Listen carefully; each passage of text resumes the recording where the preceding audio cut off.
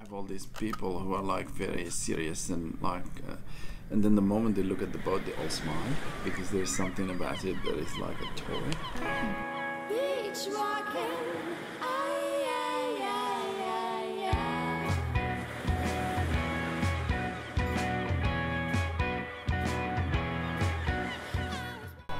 I chase ducks with it.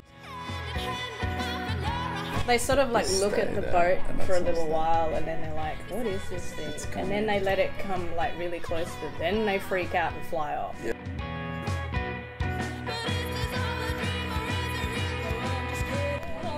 I like doing donuts.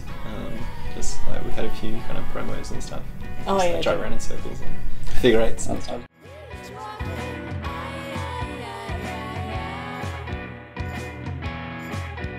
Put the batteries in. So no. Stabilizers. Turn it on.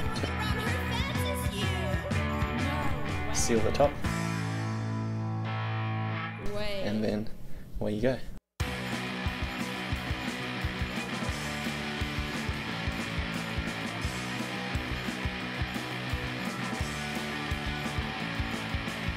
You can put it on a pond, whether it be a wastewater pond, a dam, like reservoirs, river pools, salt lakes.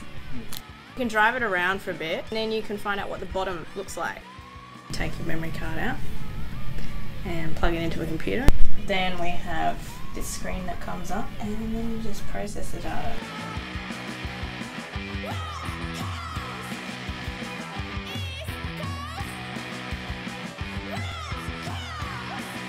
But you can see the track with these little dots and you can see what the contours look like, so what it looks like on the bottom underneath the water. And you can also, you know, draw a line across these like a transect like cross section.